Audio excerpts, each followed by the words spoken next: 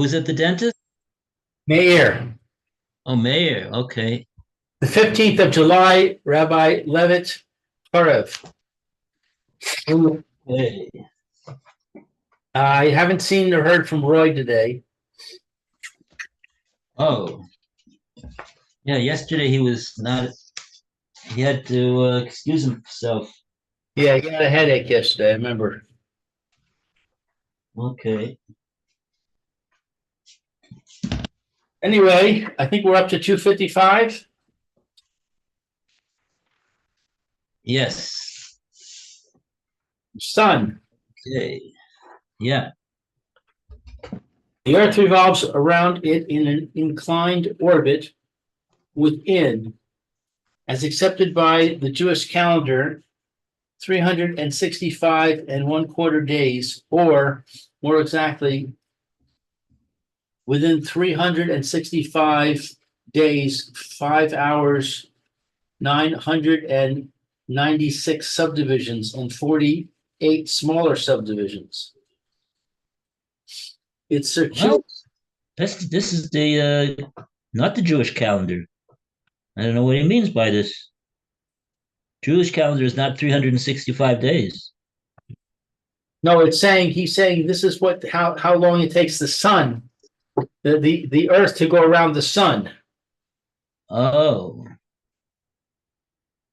The Jewish calendar does okay. take into account the motion of the sun because uh, there's one item which is goes on the solar calendar. The 4th or 5th of December. What happens then? I forget. Um, we change something Okay. davening on either the 4th or the 5th of December, depending on the year, and that's on the solar calendar. Plus, we have the 19-year solar cycle, right? What's the 19-year solar cycle? It takes 19 years to have uh, the the the the the settings of the leap year, the years in which we add a month, they go in a 19-year cycle. Ah, okay. Yeah, yeah, okay. Yeah, the Jewish calendar works it out in a 19-year cycle, right? Right. So because in 19 years, the the the revolutions of the moon and the revolutions of the earth synchronize. So that my birthday, uh, my Hebrew and English birthdays are the same every 19 years. Huh. Depending on the English leap year. The English leap year can knock it off by a day, but it worked on when I was 38. It worked. I remember looking into it, and my English and Hebrew birthdays were the same when I turned 38. Mm, okay. Okay, so at any rate, its circuitous course is divided into four tekufot, each one of 91 days, 7 hours, 519 subdivisions, and 31 smaller subdivisions, corresponding to the four seasons of the year. They are the tekufot of Tishrei, Teves, Nisan, and Tammuz. Hmm. Okay. Very interesting. I've never seen those calculations in the uh, Oh, in the Torah calculations. I've seen them in the English, in terms of days, minutes, and seconds, but I've never seen it in terms of halachos. Yeah, that's what they're called. They're called. There's four of them, and they're called Tekufos. And oh, it's I think it corresponds to the solar and the equinox. Right. I think they correspond to that. Right. Right. That makes I sense. think they're basically in agreement. Well, it sounds like the Hebrew is more precise. Yeah, I'm not. Yeah, I'm not. Yeah, it could be. I mean, probably is. um, but yeah. But there is a monkey wrench in the works because these periods are changing very, very slowly. Um, the amount of time it takes, for example, for the moon to go around the Earth, uh, is not the same now as it was 1,000 years ago. Oh yeah. Moon is slowing down very, very, very small amount. It might only be a few seconds in the last 1,000 years, but um, you can't have a precise calculation that's unchanging. Hmm.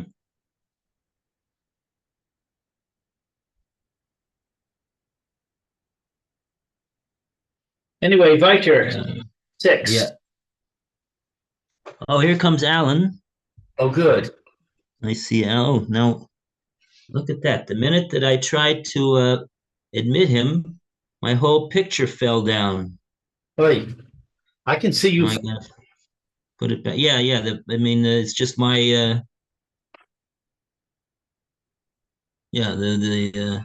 Oh, here it comes. I've noticed that before. I don't know why it does that. Okay. Good morning, Alan. Morning. All right, Well, you got new glasses, Alan. No, no, my regular ones. They're not new. Okay. Alan, we're on page 161, paragraph 256. Okay. The course of the moon and of the sun are both taken in consideration in the Jewish calendar.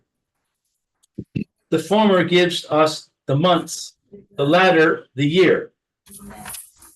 Because our festivals, by their character, are linked up respectively with the seasons, the month, however, does not consist of a number of complete days, nor does the solar year consist of a number of complete lunar months. Because these three systems of time are not integral ancillaries of one whole, which renders night and day as perfect sections of a month and the months perfect sections of a year. On the contrary, they are quite separate, although coexist, and they each represent their own facets of the systems governing life on the terrestrial globe, systems by which their interaction give play before our very eyes and partly within our own selves, through continually changing life, which is, to use the mathematical term, one of the known quantities of life. Therefore, we have had to arrive at our own system so that we might have in our life months of a complete number of days and solar years of a complete number of months, and yet remain on the whole true to the course of the stars. The months vary in the calculation of the number of their days. One month is 29, another 30. And so the complete day, which is lost every 2 months, 12 hours in each month, is compensated for. Still, there, however, remains 793 out of 1080, 793 10/80ths of an hour to be accounted for. And so you have the following regular variation, namely that sometimes 6 and sometimes 7 and sometimes only 5 months number 30 days.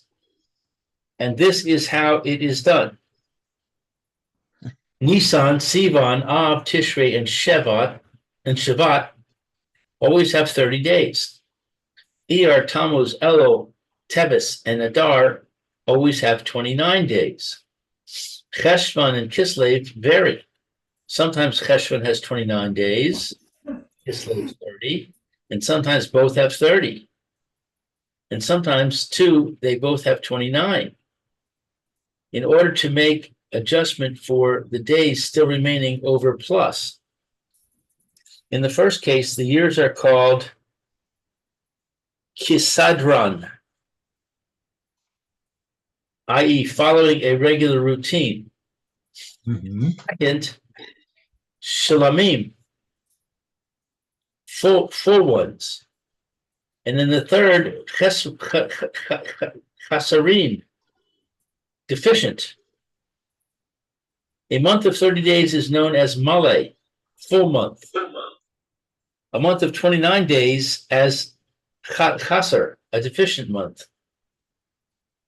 In the solar year, there are similarly only 12 lunar months, and there remains a surplus of 10 days, 21 hours, 121 subdivisions, and 48 smaller subdivisions. If these were not adjusted, the same months would occur at different times of the year, because in each year we should be thus this much behind. But it must be remembered that our festivals are essentially linked up with the seasons of the year. For instance, the beginning of Pesach must fall in the month of Aviv. Right. That is to say, the 15th of Nisan must fall after the Tekufa of Nisan. Namely, after the spring Tekufa. Similarly, Sukkot must be at least in part after the Tekufa of Tishrei. In the autumn Sukkot, the autumn Tekufa.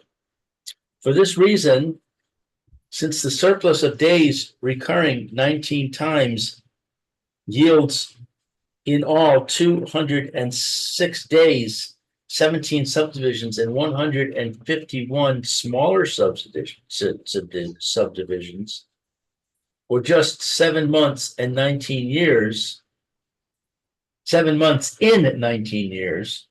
Yeah. We have during that cycle 12 years consisting of 12 months and 7 years consisting of 13 months. And in fact, the 3rd, 6th, 8th, 11th, 14th, 17th, and 19th years have 13 months. Oh, this is all a fixed formula. Right. Does everybody get it? Well, I've been through this calculation before, so this is familiar to me. A In year, other words, yeah. a year, Okay. Sorry. a year of 12 months is called Pshuta, Shana Pshuta. an ordinary normal year. A year of 13 months, Me'overis,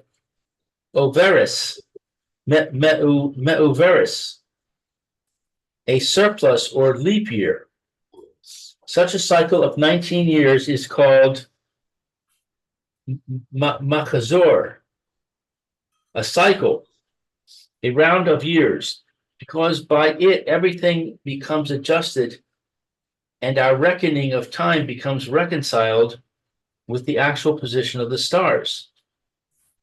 As the intercalated month the month of Adar is repeated so that in a leap year, there are always two Adars, Adar 1 and Adar 2. The first having 30 days and the second 29 days. A month has 30 days.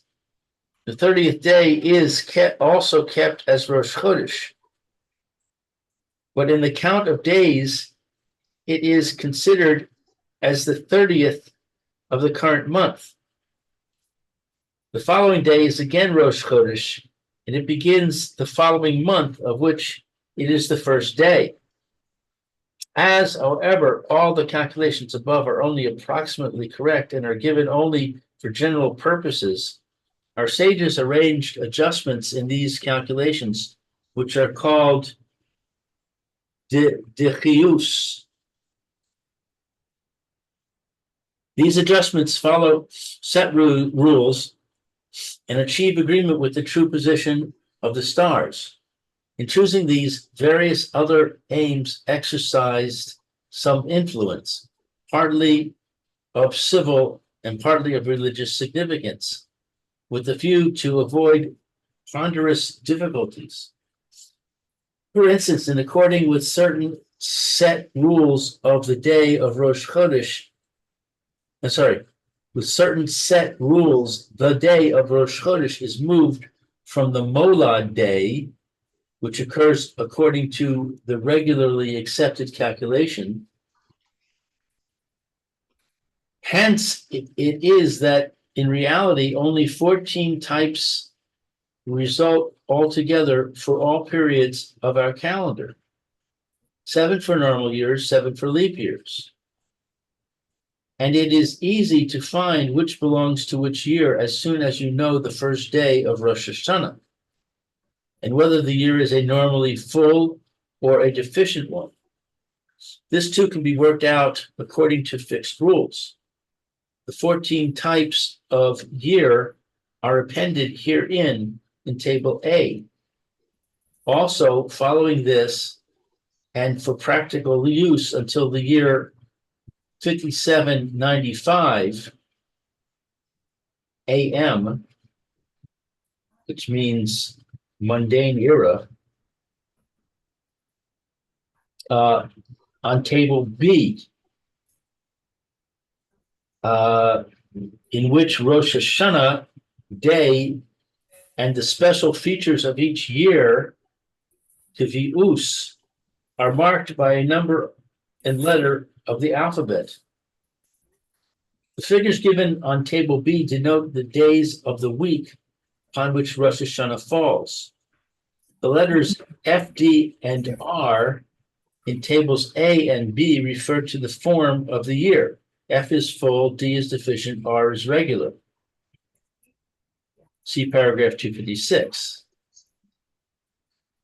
Table B shows Kivius, i.e. the character or determinative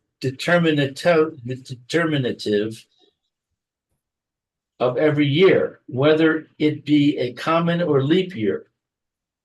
C equals common, L equals leap year. Table A shows the corresponding calendar according to the Kivius, either of the leap or common year. E.g., the year 5648 is the 5th in Machzor 298. C denotes it as a common year. Its Kivius is D2. On Table A, under the common year, its calendar may be found under D2. Wow. On the next page, he's got what he's talking about, these two tables, Table A and Table B. Right, yeah.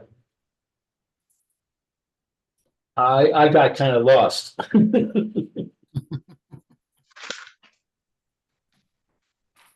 Oh, okay. So Next tables.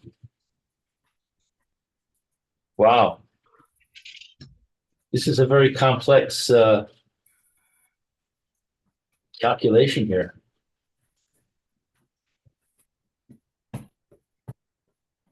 Table B, which in the original German edition ended with the year 5700, has been here extended for 5 cycles until the year 5795. We're now in 5784. So we just got 9 more years until the end of this calendar. Right. This may have to do with what I was mentioning before about the fact that that there are very slight changes over time in the motions. That may be why it only goes out to a certain point and it has to be recalculated.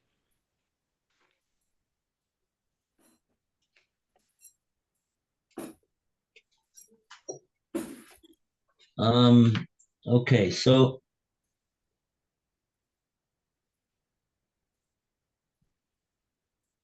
now, yeah.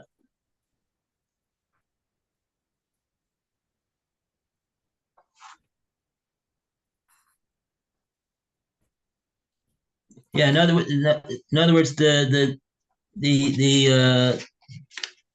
English calendar just goes with the goes according to 365 and 1/4 days. That's because it goes according to the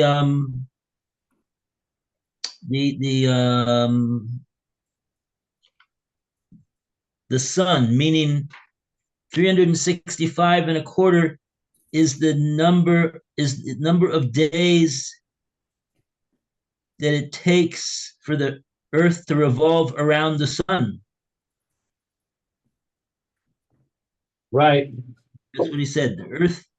Okay, so that's 365 and a quarter. Then of course it's not exactly either. It's got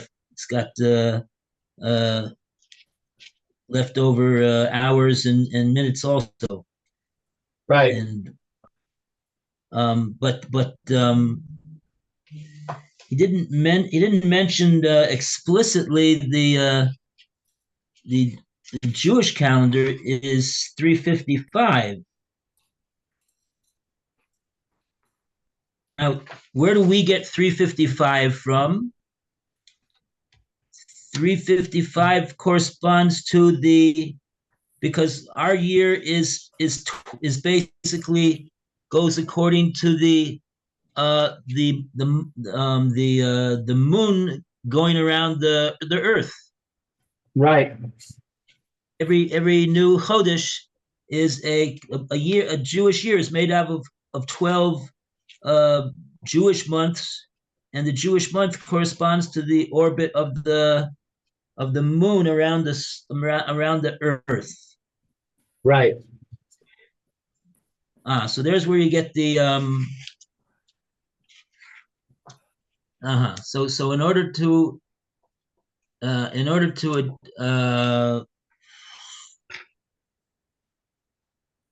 so if we would keep going with this 355 year after year after year, 355, 355, 355, so then we would come out that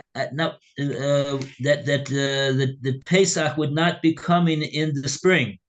In other words, right, which is what the calendar of the Muslims does. It's a only lunar calendar, so their holidays move around the year.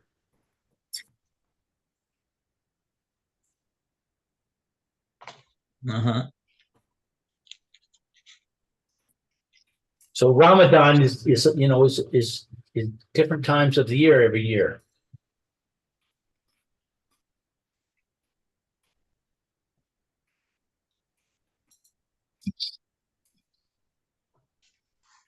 Okay, so in other words, so that's why sometimes we have a year which has just 12 months.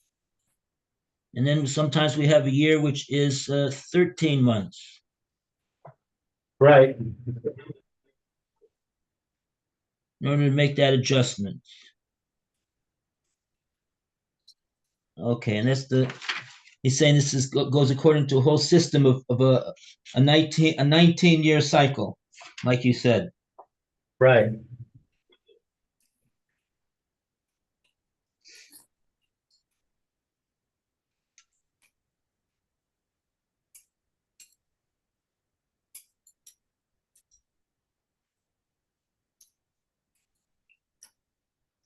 Yeah, so that's interesting. Um, yeah, so Pesach has to fall out in Chodesh Aviv. That's Right. what the pasuk says. But here he says also Sukkot is has to Sukkot must be at least in part after the Tekufa of Tishrei,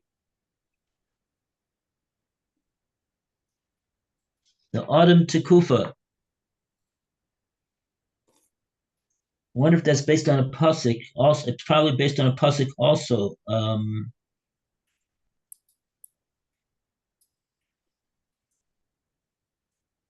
Says something like that in the pasuk don't remember right now. Uh, um, Chag ha Chag Osif is called Tekufa Sashonim, I think. Uh-huh.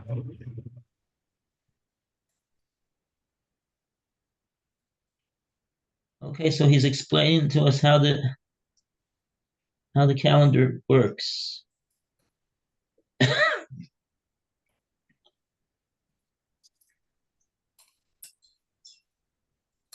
Yeah, sometimes a month has 30 days, sometimes a month has 29, right? 29 days.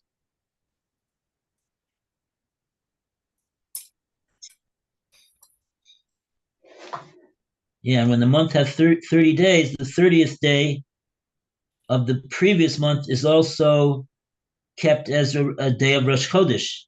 So there's 2 days of Rosh Chodesh. Right.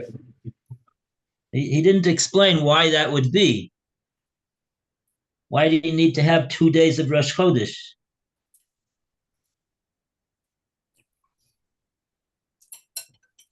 Yeah, you're right. He doesn't explain that. I was hoping that he was going to address that. Okay.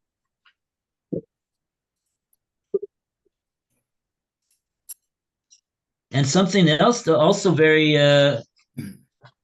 noteworthy. He says, really, there's only 2 months that change that alternate between having 29 days and 30 days. Only Cheshvan and Kislev, he says. Right. All the other months are all the same. Every year after year after year. Right.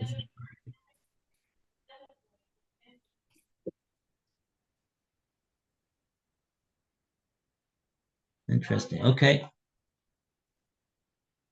All right.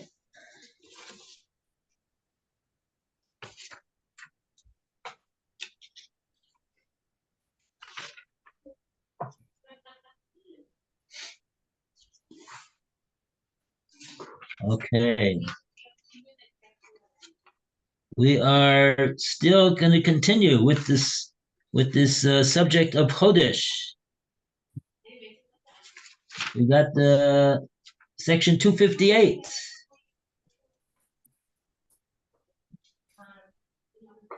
Alan, would you like to read 250? It will thus be observed that we conduct in the diaspora a reckoning of time according to set calculations. But when Israel still remained united in its own land under the leadership of the Sanhedrin, and even later, as long as counts of law functioned in the land until the time of the latter alarm, the actual appearance of the moon had to be attested by witnesses before the court, and the news distributed throughout the country by messengers. Those whom the messages could not, as a rule, reach in good time before the festivals, therefore celebrated an extra day because of their doubt whether the month had begun on the 30th or 31st. For a person so domiciled, the authority of the Takana, under which an extra day for the festival must be observed, has remained obligatory, even though now the reckoning of time is made everywhere by known and fixed calculations. Extra day is, of course, Yom Tov Rabbanan. Festival will be observed on the basis of Levitical decree.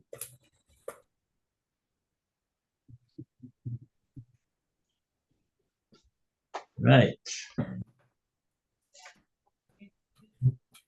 So in other words, when Klal Yisrael used to declare the new month in its own land under leadership of the Sanhedrin, it would be not according to a calendar. They didn't have a calendar. There was no calendar.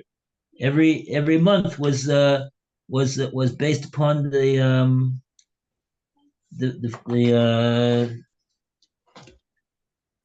decision of the Sanhedrin, based upon the witnesses coming and saying that they saw the new moon.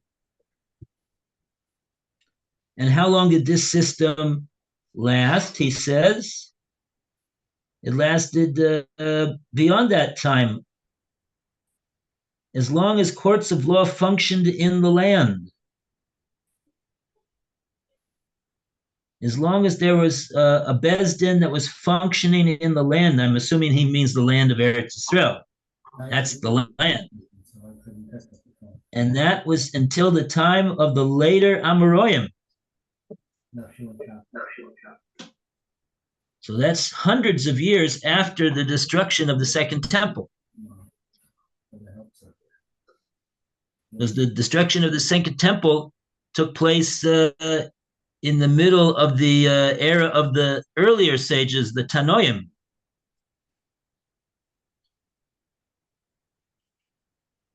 So this is a couple hundred years after that.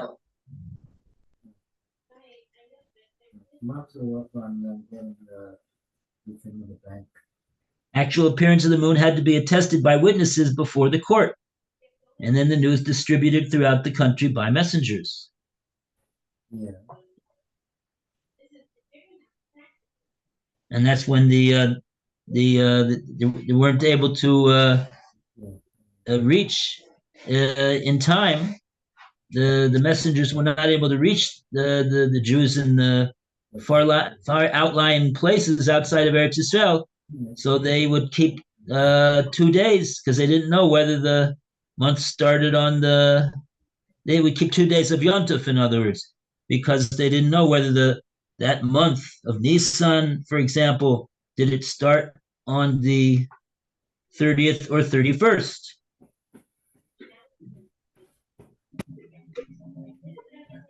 Interesting. But today, in other words, according to our fixed calendar, we say that the Nisan always has only 30 days. Okay.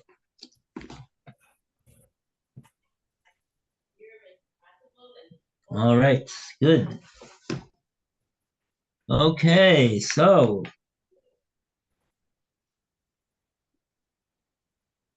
I think our time is up. all right. So we wish Mayor a great day. Hope the dentist is kind to him. Amen. And agile and professional, and doesn't charge him too much money.